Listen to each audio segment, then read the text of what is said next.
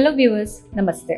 నేను doctor Maitri, fertility expert, founder and clinical head of Maitrishri fertility centre, Kukatpally, Hyderabad. ఈరోజు మనము IUI procedure గురించి తెలుసుకుందాము.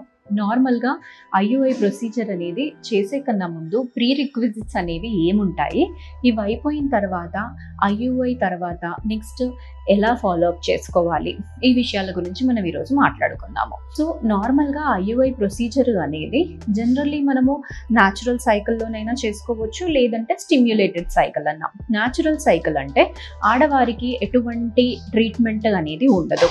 నార్మల్గా వాళ్ళ ఎగ్ డెవలప్మెంట్ ఎలా జరుగుతుంది అనేది ట్రాక్ చేస్తాం. అది రిలీజ్ అవ్వడానికి కూడా మెడికేషన్ అనేది ఏమీ ఉండదు. అది రిలీజ్ అయ్యే టైం అనేది కూడా ట్రాక్ చేసుకొని ఓకే ఇప్పుడు రిలీజ్ అయ్యింది అంటే ఆ టైంకి చేసేది ఈ న్యాచురల్ సైకిల్ IUI. బట్ టెక్నికల్గా మనం చూసుకుంటే న్యాచురల్ సైకిల్ అనేది ప్రాక్టికల్లీ అంత పాసిబిలిటీ అనేది ఉండదన్నమాట. ఎందుకంటే ఇప్పుడు సడన్గా ఓవర్ నైట్ ఏమైనా ఎగ్ రిలీజ్ అయ్యింది అంటే ఆ టైంకి మనం మానిటర్ చేయలేకపోతున్నాము అంటే అక్కడ మనము అది ఓవ్యులేషన్ మిస్ అయ్యే ఛాన్స్ అనేది ఉంటుందన్నమాట. సో దానివల్లనే మనము మ్యాక్సిమం 99% ఆఫ్ ద కేసెస్లో స్టిమ్యులేటెడ్ సైకిల్ IUIకే వెళ్తాం. స్టిమ్యులేటెడ్ సైకిల్ అంటే ఇప్పుడు ఎగ్ డెవలప్మెంట్ అనేది మెడిసిన్ ద్వారా అనేది మనం ట్రాక్ చేసుకుంటాం. ఎగ్స్ ఎలా పెరుగుతున్నాయి అనేది కంట్రోల్డ్ స్టిమ్యులేషన్ ద్వారా. నెక్స్ట్ అవి రిలీజ్ అవ్వడానికి అనేది కూడా ట్రిగ్గర్ ఇంజెక్షన్ అనేది ప్లాన్ చేస్తాం. సో జనరల్లీ ట్రిగ్గర్ ఇంజెక్షన్ అనేది ఇచ్చిన తర్వాత ఎగ్ అనేది ఒక 24 నుంచి 36 అవర్స్ మధ్యలో ఎప్పుడైనా కానీ రిలీజ్ అవ్వచ్చు. సో ఇది మనం ట్రాక్ చేసుకొని IUI టైమింగ్ అనేది వాళ్ళకి చెప్తాము, ఇప్పుడు మనం IUI చేయాలి అనేది. సో ఇలా మనం స్టిమ్యులేటెడ్ సైకిల్కి వెళ్ళినప్పుడు ఈ ప్రాపర్గా మన ట్రాకింగ్ అనేది మన చేతిలో ఉంటుంది. అదే న్యాచురల్ సైకిల్లోనంటే ఓవ్యులేషన్ మిస్ అయ్యే ఛాన్సెస్ అనేవి హయ్యర్ సైడ్ ఉంటాయి అన్నమాట. తర్వాత IUI కన్నా ముందు కంపల్సరీగా ప్రీ రిక్విజిట్స్ అంటే చేసుకునే టెస్ట్లు అనేవి ఏంటి అంటే ఆడవారి సైడ్ నుంచి ట్యూబల్ ఎవాల్యుయేషన్ అనేది అవ్వాలి. అంటే ట్యూబ్స్ అనేవి ఓపెన్ ఉన్నాయా లేదా అని ఆ ట్యూబల్ పేటెన్సీ టెస్ట్ అనేది జరిగి ఉండాలి. ఎందుకంటే కొన్నిసార్లు చాలామంది పేషెంట్స్ని చూస్తున్నప్పుడు ఈ ట్యూబల్ పేటెన్సీ టెస్ట్ అనేది కాకుండానే IUI అనేది చేసుకొని ఉంటారు. సో ట్యూబ్స్ అనేవి ఇన్ కేస్ క్లోజ్ ఉన్నాయి అంటే IUI చేసినా కానీ ఉపయోగం అనేది ఉండదు. ఎందుకంటే న్యాచురల్ లాగే ఈవెన్ IUIలో కూడా ఎంబ్రియో ఫార్మేషన్ అనేది ఫస్ట్ ట్యూబ్లోనే జరుగుతుంది. దానివల్లే ట్యూబ్స్ అనేవి ఓపెన్ ఉండాలి. నెక్స్ట్ వచ్చేసి మగవారి సైడ్ నుంచి సెమెన్ అనాలిసిస్ అనేది ఒక బేసిక్ టెస్ట్. ఇది కంపల్సరీగా ముందుగానే మనం చూసుకొని ఎంత కౌంట్ ఉంది అనేది వీళ్ళది చెక్ చేసుకోవాలి. కౌంట్, మొటిలిటీ, మార్ఫాలజీ 3 పారామీటర్స్ అనేవి ఇంపార్టెంట్. కౌంట్ అనేది usually according to WHO criteria 15 million అనేది నార్మల్, అంటే 1 ml. ఇలా కాకుండా కొందరికి తక్కువ ఉండే ఛాన్స్ ఉంటుంది. సో IUIకి వెళ్ళాలంటే మినిమం ఎంత ఉండాలి, ఎంత కాదన్నా కానీ అట్లీస్ట్ ఒక 10 మిలియన్ అయినా కానీ 10 మిలియన్ అండ్ అబవ్ ఉంటేనే IUIలో సక్సెస్ వచ్చే ఛాన్స్ అనేది ఉంటుంది. కౌంటే కాకుండా మొటిలిటీ అనేది కూడా. మొటిలిటీ అనేది యాక్టివ్ మొటిలిటీ 30% ఉండాలి. ఇలా యాక్టివ్ మొటిలిటీ 30 కాకుండా ఇంకా తక్కువ ఉందంటే IUI చేసుకోవచ్చా లేదా అనేది next question. So active motility at least 20% అయినా కానీ ఉండాలి. దానిపైన ఉంటేనే మనం IUI చేయాలి. 20% కన్నా పైన ఉన్నప్పుడు డబుల్ IUI లాగా చేస్తాము. ఇది మనము చేసేది ట్రయల్ లాగా. ఎందుకంటే కొందరు అప్పుడే IVFకి వెళ్ళాలి అన్నట్టుగా ఇంట్రెస్ట్ అనేది ఉండదు. సో వాళ్ళకి ఒక ట్రయల్ లాగా చేస్తుంటాము. బట్ 20% కన్నా పైన ఉన్నప్పుడు సక్సెస్ వచ్చే ఛాన్సెస్ అనేవి ఉంటాయి.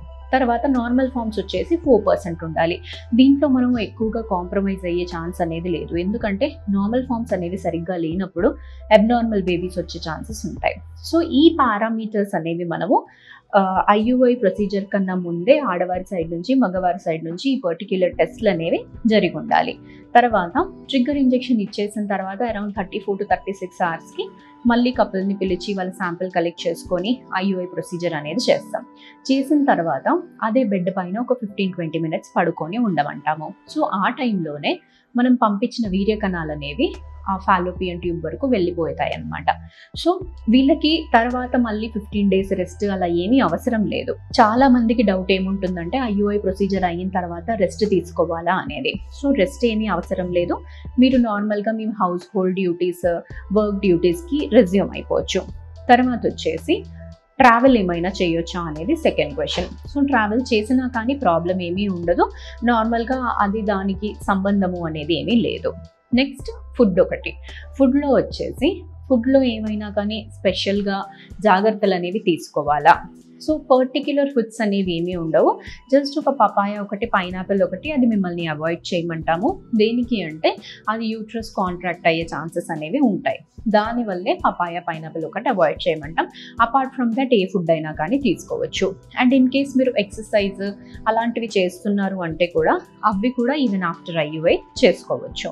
తర్వాత వచ్చేసి నెక్స్ట్ క్వశ్చన్ వచ్చేసి ఇంటర్ కోర్స్, భార్యాభర్త కలవచ్చా లేదా అనేది.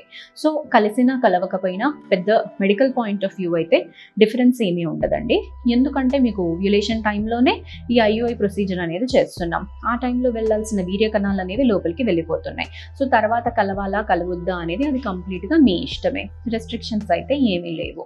సో ఇలా మనకి IUI తర్వాత నార్మల్గా న్యాచురల్గా ఉన్నట్టే ఉండొచ్చు, పర్టిక్యులర్గా ఈ జాగ్రత్తలు ఆ జాగ్రత్తలు అన్నట్టు ఏమీ అవసరం లేదు.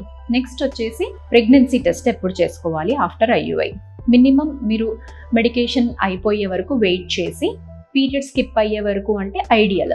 అలా కాదు త్వరగా చేసుకోవాలి అంటే IUI ప్రొసీజర్ అయిపోయినప్పటి నుంచి 15 రోజుల తర్వాతే టెస్ట్ అనేది చేసుకుంటే మీకు కరెక్ట్ రిజల్ట్ అనేది వస్తుంది. ఎర్లీగా చేసుకుంటే కొన్నిసార్లు false positive or false negative కూడా వచ్చే ఛాన్సెస్ అనేవి ఉన్నాయి. అందుకు మినిమం 15 days అయినా కానీ ఆగాలి, లేదు అంటే డేట్ అయినా కానీ స్కిప్ అయ్యే వరకు అయినా కానీ ఆగాలి. ఈ రెండిట్లో ఏదైనా కానీ మీకు అనేది చూసుకొని మీ కన్వీనియన్స్ ప్రకారం చేసుకోవచ్చండి. సో IUI అనేది uh very simple procedure, office procedure, ఈజీగా అయిపోతుంది, త్వరగా అవుతుంది and cost effective at the same time with very good success rate. So మీకు IUI సజెస్ట్ చేశారంటే డెఫినెట్గా ఈ ప్రొసీజర్కి అనేది వెళ్ళొచ్చండి. Thank you.